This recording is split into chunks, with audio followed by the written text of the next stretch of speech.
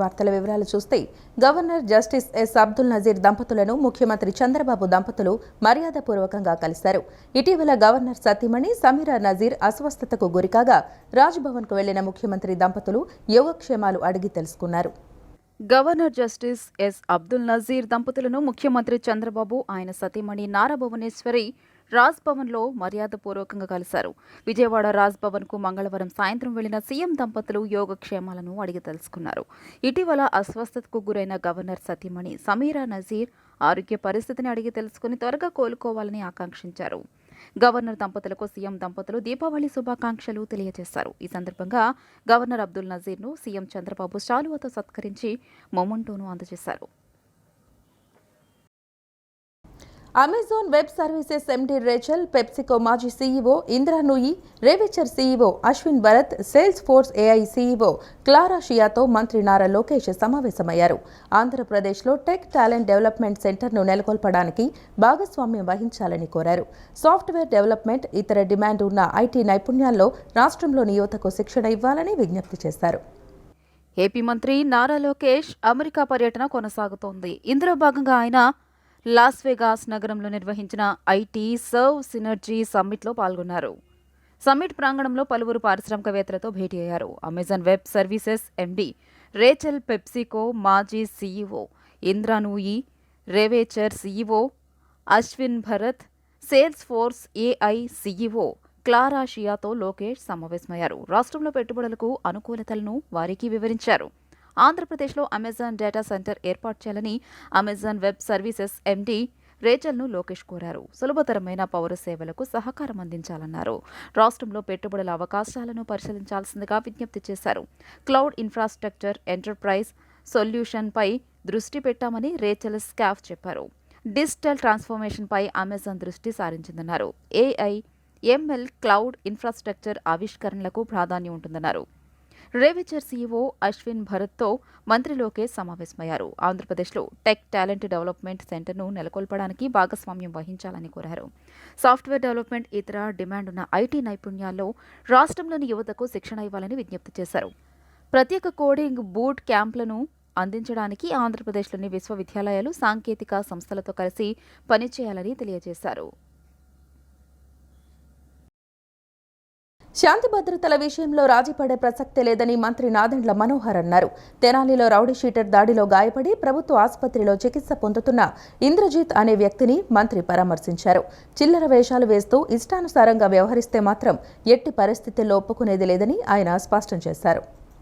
గుంటూరు జిల్లాలోని Tenali ఐతనగర్లో rowdy sheeter దాడిలో గాయపడి ప్రభుత్వ ఆసుపత్రిలో చికిత్స పొందుతున్న కాకుమాను ఇంద్రజిత్ని మంత్రి నాదెండ్ల మనోహర్ పరామర్శించారు. అయితే సోమవారం రాత్రి నాసర్పేటకు చెందిన ఇంద్రజిత్పై ఐతనగర్కు చెందిన రౌడీ షీటర్ సముద్రాల పవన్ కుమార్ అలియాస్ లడ్డు దాడి చేసి గాయపరచడంతో బాధితుడు తెనాలి ప్రభుత్వ ఆసుపత్రిలో చికిత్స పొందుతున్నాడు.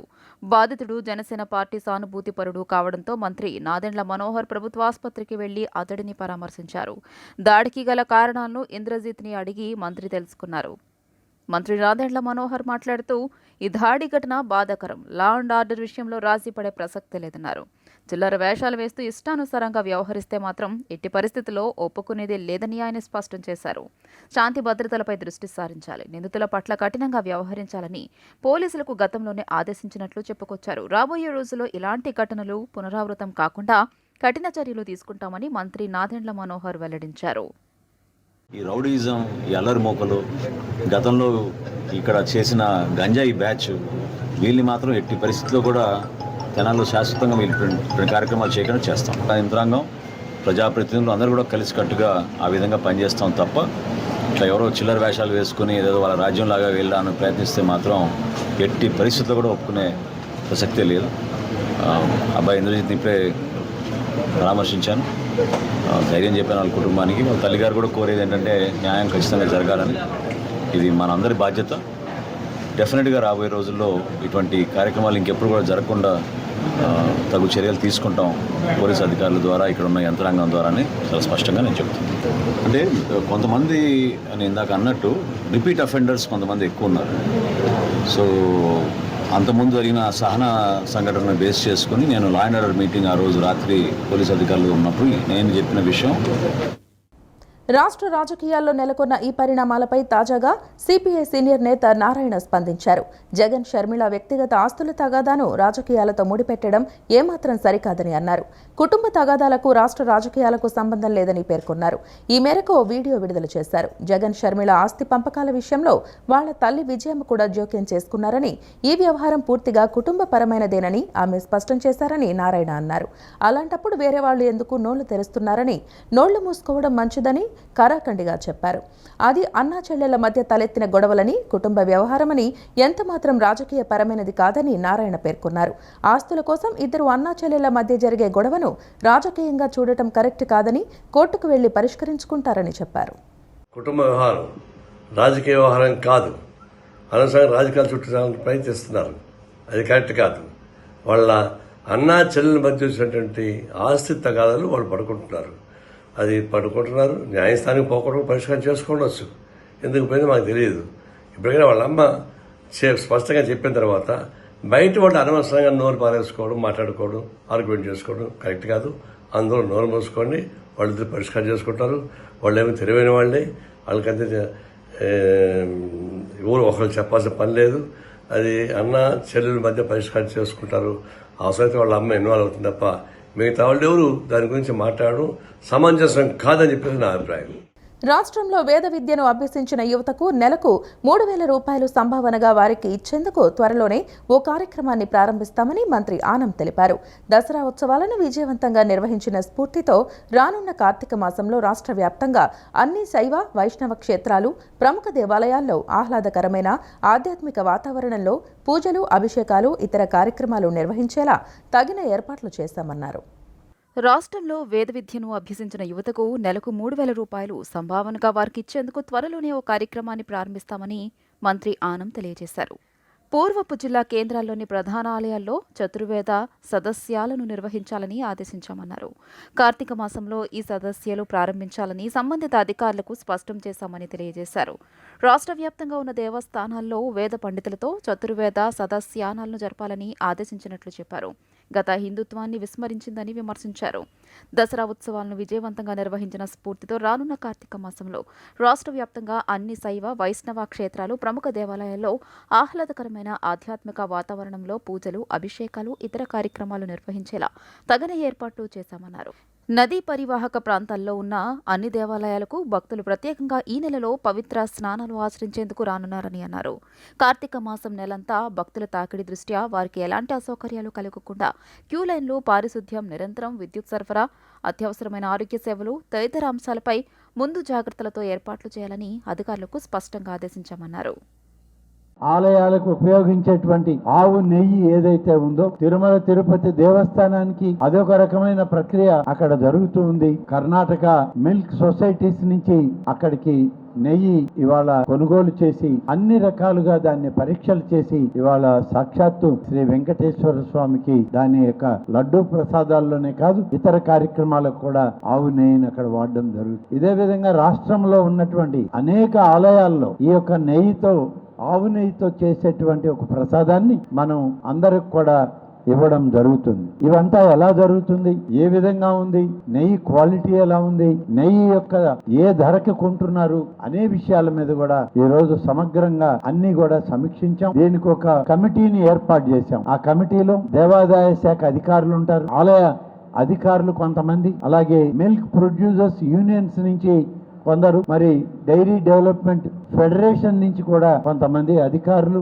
మ్యాక్స్ సొసైటీల నుంచి కొంతమంది సభ్యుల్ని ఎంపిక చేసి 15 రోజుల లోపల ఈ యొక్క నివేదిక ప్రభుత్వానికి అందాలి. అందిన తర్వాత మళ్ళీ ఒకసారి సమగ్రంగా చర్చించి అధికారులతో, అలాగే ఈ నెయ్యిని తయారీ చేసేటువంటి ఆ కంపెనీలతో కూడా మాట్లాడి సరైన నిర్ణయం తీసుకుంటామని చెప్పి ఈరోజు ఒక నిర్ణయం తీసుకోవడం జరిగింది. దీపావళి పండుగ నేపథ్యంలో రైల్వే స్టేషన్లలో రద్దీని నివారించి రైలు ఎక్కే సమయంలో తొక్కిసలాట జరగకుండా వారిని క్రమ పద్ధతిలో పంపించేందుకు అధికారులు నిన్న విజయవాడ రైల్వే స్టేషన్లో మీడియా టూర్ పేరుతో ప్రత్యేక కార్యక్రమాన్ని నిర్వహించారు.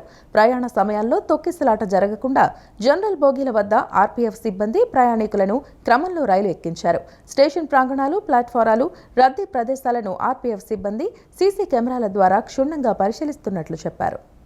ప్రయాణికుల భద్రతే తమ లక్ష్యమని రైల్వే అధికారులు తెలియజేశారు. దీపావళి పండుగ నేపథ్యంలో రైల్వే స్టేషన్లలో రద్దీని నివారించి రైలు ఎక్కే సమయంలో తొక్కిసలాట జరగకుండా వారిని క్రమ పద్ధతిలో పంపించేందుకు అధికారులు నిన్న విజయవాడ రైల్వే స్టేషన్లో మీడియా టూర్ పేరుతో ప్రత్యేక కార్యక్రమాన్ని నిర్వహించారు.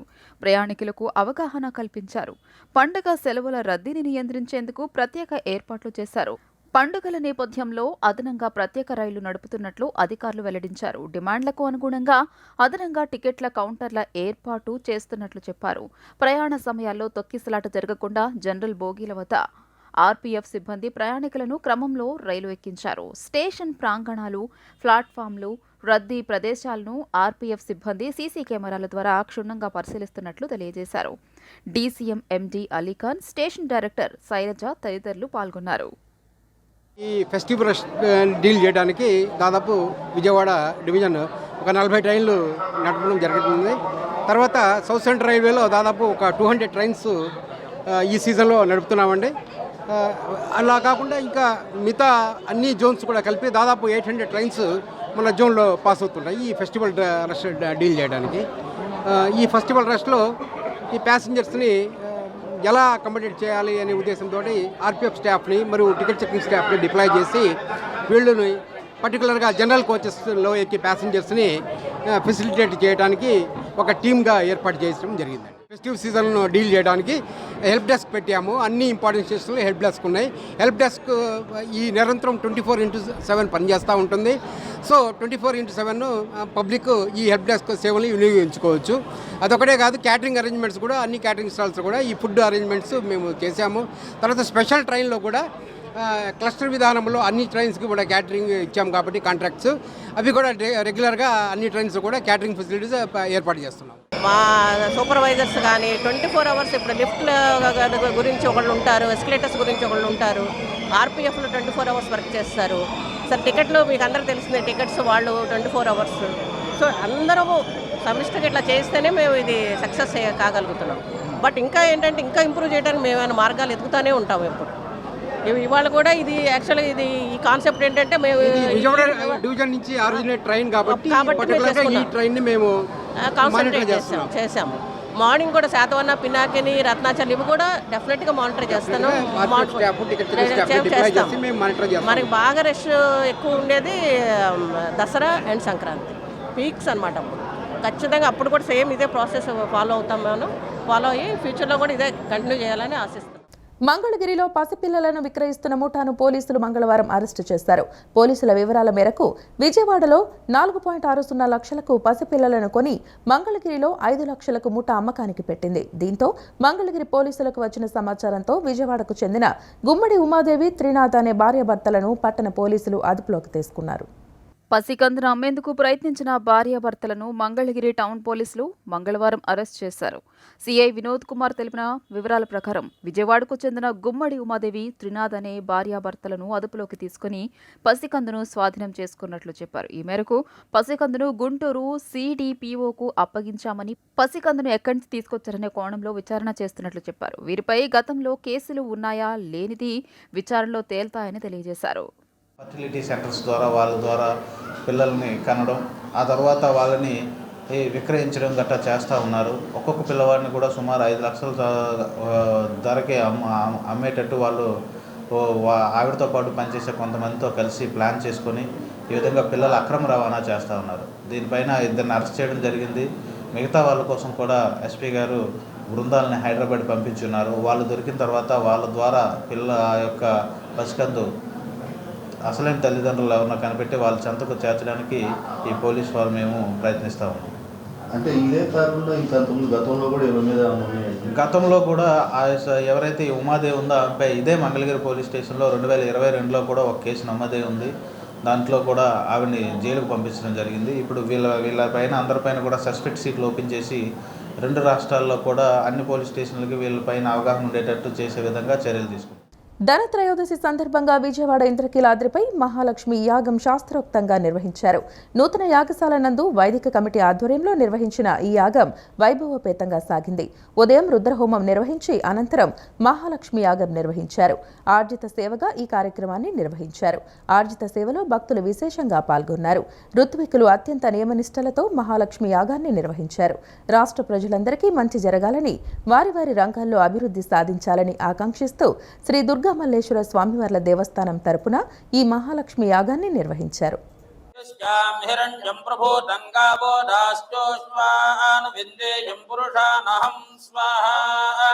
ఓం హిరణ్యవర్ణాం హరిణీం సువర్ణరజతస్తజాం చంద్రాం హిరణ్మయీం లక్ష్మీం జాతవేదో భమావహ స్వాహా. ఓం తాం భావహ జాతవేదో లక్ష్మీమనుపగామినీం యస్యాం హిరణ్యం విందేయం కామశ్వం పురుషానహం స్వాహా. అశ్వపూర్వాన్ ప్రథమ కోరిన కోర్కెలు నెరవేర్చే బాబాగా ప్రసిద్ధి చెందిన హజరత్ సయ్యద్ అలీ హుస్సేన్ షా ఖాదరీ బాబావారి ఉరుసు మహోత్సవాలు అంగరంగ వైభవంగా ప్రారంభమయ్యాయి. కులమతాలకు అతీతంగా భక్తులు అధిక సంఖ్యలో పాల్గొని బాబావారిని దర్శించుకున్నారు. బాబావారికి చాదర్ సమర్పించి ఆశీస్సులు పొందారు. ప్రకాశం బ్యారేజీ సమీపంలోని దుర్గమ్మ సన్నిధిలో వేంచేసి ఉన్న హజరత్ సయ్యద్ అలీ హుస్సేన్ షా ఖాదరీ బాబా గంధం మహోత్సవాలు రాత్రి వైభవంగా ప్రారంభమయ్యాయి. మత సామరస్యానికి ప్రతీకగా నిలిచే ఉత్సవాల్లో భక్తులు వివిధ ప్రాంతాల నుంచి తరలివచ్చారు. బాబావారికి ప్రార్థనలు చేసి దివ్య ఆశీస్సులు పొందేవారు. ఈ వేడుకల్లో సూఫీ మత గురువు అల్తఫ్ బాబా నజీర్ పాల్గొన్నారు. వీరికి దర్గా ముజావర్ సయ్యద్ ఖాజా మొహనుద్దీన్ షాఖీర్ మేళతాళాలతో స్వాగతం పలికి సత్కరించారు. అనంతరం ప్రార్థనలు నిర్వహించారు. ఈ సందర్భంగా అల్తాఫ్ బాబా మాట్లాడుతూ 100 సంవత్సరాల చరిత్ర కలిగిన బాబావారిని దర్శించుకోవడం వలన తమ కోరికలు నెరవేరుతాయని భక్తుల విశ్వాసమన్నారు. కుల మతాలకు అతీతంగా భక్తులు దర్గాకు వస్తున్నారని తెలిపారు. ప్రపంచ శాంతి కోసం రాష్ట్రంలో ప్రజలు సుఖంగా ఉండాలని ప్రార్థించినట్లు తెలియజేశారు. ఈ ఉత్సవాలు 2 రోజుల పాటు జరుగుతాయని తెలియజేశారు. ఎక్కడ చూసినా కూడా కులం మతం భేదం ఎక్కడా లేదు, మత సామరస్యమే ఉంది. ఈ మత సామరస్యానికి నిదర్శనమే హజరత్ హుస్సేన్ షా ఖాద్రీ సయ్యద్ షా ఖాద్రీ దర్గా. కాబట్టి భక్తులందరూ కూడా ఈ దర్గాని ఇంకా సందర్శించాలి. దుర్గమ్మ దగ్గర వచ్చిన వాళ్ళందరూ కూడా ఇక్కడికి వస్తూ ఉంటారు. వచ్చిన వాళ్ళందరూ కూడా బాబా గారి దగ్గర మొక్కులు చెల్లించుకోవడం అనేది ఇక ఆనవాయితీగా వస్తుంది. బాబా గారి ఆశీస్సులతో ప్రతి ఒక్కరూ కూడా ఆరోగ్యాలతో సుఖ సంతోషాలతో వర్ధిల్లాలని, దినదిన అభివృద్ధి చెందాలని కోరుకుంటున్నాం. వందలాది వేలాదిగా మంది ప్రజలు పాల్గొని అయ్యవారిని దర్శించుకొని వాళ్ళ ఆశీస్సులు తీసుకుంటూ ఉంటారు. ఈరోజు ఈ కృష్ణమ్మ ఒడ్డున అమ్మవారి గుడి కింద ఉన్న ప్రసిద్ధిగాంచిన 100 సంవత్సరాల నుంచి ఉన్న సూఫీ మత గురువులు చాలా మంచిగా కులమతాలకు అతీతంగా అందరూ పూజిస్తూ ఉంటారు. హిందూ, ముస్లిం, క్రిస్టియన్ అందరూ వచ్చి బాబా గారి దర్శనం చేసుకొని ఈ ఉత్సవాన్ని విజయవంతం చేయాల్సిందిగా కోరుకుంటున్నాం. పేదలు కూడా ఆనందోత్సాహాలతో పండుగ జరుపుకోవడమే నిజమైన దీపావళికి అర్థమని సాయి మేధా coaching centre Vijayawada branch director మజ్జిగ బాలకృష్ణ అన్నారు. ఈ సందర్భంగా బ్రాంచ్ కార్యాలయంలో విద్యార్థులతో కలిసి ముందస్తు దీపావళి వేడుకలు ఘనంగా నిర్వహించారు. ఈ సందర్భంగా లక్ష్మీ పూజ నిర్వహించి క్రాకర్స్ కాల్చి దీపావళి వేడుకలను అంగరంగ వైభవంగా నిర్వహించారు. సాయి మేధా group of chairman doctor G Ramana ఆదేశానుసారం దీపావళి సందర్భంగా పేదలకు సాయి మేధా coaching centre Vijayawada branch director మజ్జిగ బాలకృష్ణ విద్యార్థులు కలిసి వారికి మందుగుండు సామాగ్రి పంపిణీ చేశారు. సుమారు 50,000 రూపాయల ఖర్చుతో 100 కుటుంబాలకు మందుగుండు సామాగ్రి అందజేశారు. అనంతరం విజయవాడ పిన్నమనేని పాలిక్లినిక్ రోడ్లో ఉన్న సాయి మేధా కోచింగ్ సెంటర్ నందు దీపావళి వేడుకలు అంగరంగ వైభవంగా నిర్వహించారు. తొలుత విద్యార్థులతో కలిసి ప్రత్యేక పూజ కార్యక్రమాలు నిర్వహించారు. అనంతరం విద్యార్థులకు స్వీట్లు పంచారు. ఈ సందర్భంగా విద్యార్థులు నూతన వస్త్రాలు ధరించి పండుగ శోభను తీసుకువచ్చారు. అనంతరం కోచింగ్ సెంటర్లో మతాబులు, చిచ్చుబుడ్లు, కాకర పువ్వొత్తులు కాల్చి పండుగను ఘనంగా నిర్వహించారు. ఈ సందర్భంగా సాయి మేధా coaching centre Vijayawada branch director మజ్జిగ బాలకృష్ణ మాట్లాడుతూ సాయి మేధా group of chairman doctor G Ramana ఆధ్వర్యంలో నడుస్తున్న సాయి మేధా కోచింగ్ సెంటర్ గత 30 ఏళ్లుగా ఎంతో మంది విద్యార్థులను ర్యాంకర్లుగా తీర్చిదిద్దడం జరిగిందన్నారు. కేవలం కోచింగ్ ఇవ్వడమే కాకుండా పండుగల ఔన్నత్యాన్ని, మన సంస్కృతి సంప్రదాయాలను తెలియజేస్తున్నామని చెప్పారు. తమ కోచింగ్ సెంటర్ నందు కుల మతాలకు అతీతంగా అన్ని పండుగలను ఘనంగా జరుపుకుంటామని తెలియజేశారు. పేదలు కూడా ఆనందోత్సాహాలతో పండుగ జరుపుకోవడమే నిజమైన దీపావళి అని అన్నారు. పండుగల విశిష్టతను నేటి యువత తెలుసుకోవాల్సిన అవసరం ఎంతైనా ఉందన్నారు. ఈ దీపావళి పండుగను పర్యావరణ హితంగా జరుపుకోవాలని పిలుపునిచ్చారు. ఈ సెట్ 2025 ఆఫ్లైన్, ఆన్లైన్ క్లాసులు నవంబర్ మొదటి వారంలో ఒక బ్యాచ్, రెండవ వారంలో మరో బ్యాచ్కు సంబంధించి క్లాసులు ప్రారంభం కానున్నాయని వెల్లడించారు. గన్నవరం పంచాయతీ కార్యాలయం వద్ద పారిశుద్ధ్య కార్మికులు ఆందోళన చేపట్టారు. పంచాయతీ కార్మికుడు తుమ్మి యేసుబాబుపై దాడి చేసిన మహమ్మద్ షబ్బీర్ హుస్సేన్ను శిక్షించాలని, యేసుబాబుకి న్యాయం చేసే వరకు విధులు నిర్వహించమని పంచాయతీ కార్యాలయం ఎదుట కార్మికులు ధర్నా నిర్వహించారు. ఈ మేరకు గన్నవరం పోలీస్ స్టేషన్లో పంచాయతీ కార్మికుడు ఫిర్యాదు చేశాడు. ఆలు కొని వచ్చి చెత్త వేసారండి బండిలో. వాళ్ళ ఇంటి ముందు ఇలా పెట్టాను, వచ్చారు చెత్త వేసి వెళ్ళిపోయారు. కానీ ఆయన వచ్చాడు గవలాడతా. వచ్చి నువ్వు రోజుకి ఎందుకు సత్యాకి రాలేదు అబ్బాయి అని అడిగారండి. అడిగితే సార్ నాకు వార్డు చూస్తే పెద్దది నాది, నేను ఒక పూట ఇటు వస్తాను సార్, ఒక పూట అటు వెళ్తాను సార్, ఒక రోజు అటు ఒక రోజు ఇటు తిరుగుతూ ఉంటాను, నేను రోజు తప్పించి రోజు వస్తున్నాను సార్ అని చెప్పానండి. 100 రూపాయలు దసరా మామూలు నువ్వు తీసుకున్నావు, మా ఇంట్లో చెత్త రోజుగా నువ్వు ఎందుకు సేకరించి పట్టుకెళ్ళవురా, బాకీ కూడా కొడతాని పట్టుమని దోడ పెట్టి కొట్టారండి. సార్ ఎందుకు సార్ కొడుతున్నారు, నాకు కుట్టినాను ఇలా పట్టుకున్నాను సార్, పట్టుకున్నాను ముఖ్యంగా కూర్చున్నాను, నా కాడ ఉన్న ఈ రుమాలు ఇలా అడ్డు పెట్టుకున్నాను. అంతలోకి అక్కడి నుంచి మేడంగా తెచ్చి నాకు ఈ కొట్టించారండి, ముఖ్యంగా అడ్డుగా పెట్టుకోయ్యాని. సార్ మరి ఇలాగ నాకు అన్యాయంగా పట్టణంలో మరి పద్ధతి సార్, మరి చెప్పండి మీరే.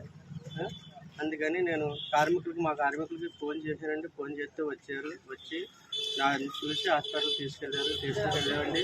నేను చేసి పెట్టాను సార్. పెట్టి హాస్పిటల్కి వెళ్తే నాకు రూపాయలు గట్ట తీసి క్యాన్ గట్ట తీసారు సార్. నాకు క్యాన్ కూడా నా దగ్గర ఉంది. మరి డాక్టర్ గారమ్మ అన్నారు, జెస్సీ గారు వాళ్ళు వస్తారయ్యా, మేము రూపాయలు ఇస్తాము, మీరు అన్నారండి. రాత్రి నిన్న ఇంటికి పంపించేశారు. ఈ వార్తలు ఇంతటితో సమాప్తం. నమస్కారం.